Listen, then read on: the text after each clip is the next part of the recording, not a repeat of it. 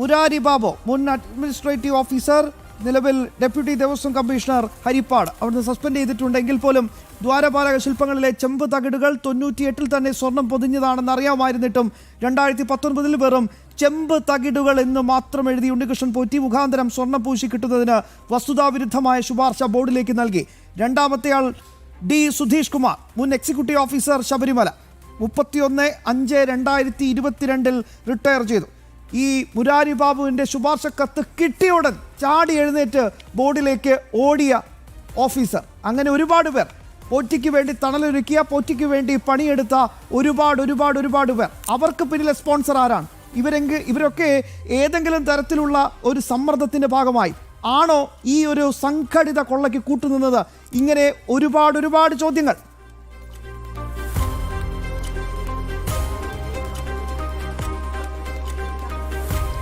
ശ്യാമ, അതുതന്നെയാണ്. കാരണം ഈ പറയുന്ന ഉദ്യോഗസ്ഥർ ശുപാർശ നൽകുന്നു, ഈ പറയുന്ന ഉദ്യോഗസ്ഥർ ഒരു ശുപാർശ ലഭിക്കുന്നു, ആ ശുപാർശ മുകളിലേക്ക് പോകുന്നു. പക്ഷേ അന്തിമ തീരുമാനമെടുത്തത് അന്നത്തെ ദേവസ്വം ബോർഡാണ്.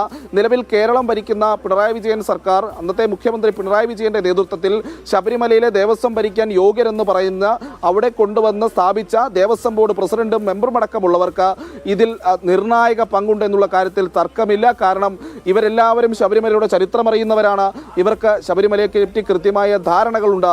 അപ്പോൾ അവർ ഈ പറയുന്ന രീതിയിൽ ഇത് 98-ൽ സ്വർണം പതിച്ച പാളികളാണെന്നുള്ള കൃത്യമായ ബോധ്യമുണ്ടായിട്ട് കൂടി അവർ ഈ പാളികൾ ഇളക്കി ഈ പറയുന്ന ഉണ്ണികൃഷ്ണൻ പോറ്റിക്ക് കൊടുത്തുവിടുകയും ഈ കൊടുത്തുവിടുന്നതിന്റെ ഭാഗമായി നടക്കുന്ന നടപടിക്രമങ്ങളിൽ ഇത് സ്വർണ്ണപ്പാളി മാറ്റി ചെമ്പെന്ന് പറയുന്നത് രേഖപ്പെടുത്തി എന്ന് മനസ്സിലാക്കാൻ കഴിയുന്ന, അത് അറിയാൻ കഴിയുന്ന, അതിന്റെ ഡാറ്റകൾ ആക്സസ് ചെയ്യാൻ കഴിയുന്ന സ്ഥലത്തിരിക്കുന്ന ആളുകൾ തന്നെയാണ്. അപ്പോൾ അവർ കൂടി അറിഞ്ഞിട്ടാണ് ഈ പറയുന്ന രീതിയിൽ ഈ പാളികൾ ഉണ്ണികൃഷ്ണൻ പോറ്റിയുടെ കയ്യിൽ കൊടുത്തുവിടുന്നത് എന്നുള്ളതും രേഖകളുടെ തെളിവുകളുടെ അടിസ്ഥാനത്തിൽ ജനൻ ടി വി സ്ഥാപിച്ചു കഴിഞ്ഞതാണ്. അപ്പോൾ സ്വാഭാവികമായും ഈ സ്വർണ്ണ കവർച്ചയിൽ അന്നത്തെ ദേവസ്വം ബോർഡിന്റെ ഏറ്റവും ഉന്നത സ്ഥാനത്തിരിക്കുന്ന ആളുകൾക്കും പങ്കുണ്ട് എന്നുള്ള കാര്യത്തിൽ ഈ ഘട്ടത്തിൽ ഒരു സംശയവുമില്ല.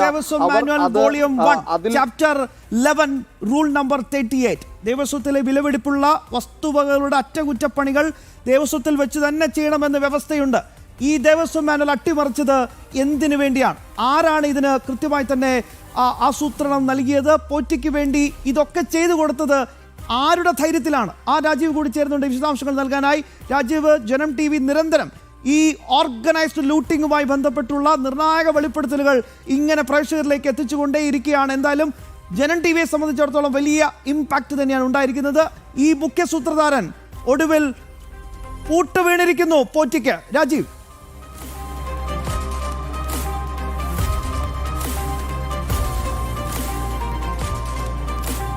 എന്തായാലും ആദ്യമായി ഉണ്ണികൃഷ്ണൻ പോറ്റിയെ അറസ്റ്റ് ചെയ്തിരിക്കുന്നു എന്നതാണ് ഏറ്റവും പ്രധാനപ്പെട്ട കാര്യം. ഉണ്ണികൃഷ്ണൻ പോറ്റിയുമായി ബന്ധപ്പെട്ട കാര്യങ്ങളുമായി ബന്ധപ്പെട്ട് ആദ്യം ജനൻ ടി വിയാണ് ഈ രേഖകൾ ഉൾപ്പെടെ പുറത്തുവിട്ടിരുന്നത്. എന്നാൽ ഉണ്ണികൃഷ്ണൻ പോറ്റിയിൽ മാത്രമായി ഇത് അവസാനിപ്പിക്കുമോ എന്നതും ഇനി അറിയേണ്ട ഒരു കാര്യം തന്നെയാണ്.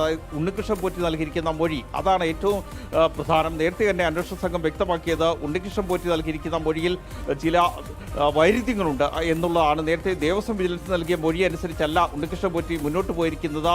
അതിൽ ചില വൈരുദ്ധ്യങ്ങളുണ്ട് എന്ന് ഉണ്ണികൃഷ്ണൻ പോറ്റി തന്നെ നിലവിൽ അന്വേഷണ സംഘത്തോട് വ്യക്തമാക്കിയ അനുസരിച്ചാണെങ്കിൽ നേരത്തെ പറഞ്ഞത് തന്നെ ഇവിടേക്ക് ക്ഷണിച്ചത് ആരാണ് എന്നത് സംബന്ധിച്ച് ദേവസ്വം വിജിലൻസിന് ചില മൊഴികൾ നൽകിയിരുന്നു. എന്നാൽ അതിൽ നിന്ന് വ്യത്യസ്തമായ മൊഴി ഇപ്പോൾ അന്വേഷണ സംഘത്തിന് നൽകിയിരിക്കുന്നു എന്നതാണ് ഏറ്റവും പ്രധാനപ്പെട്ട ഒരു കാര്യം.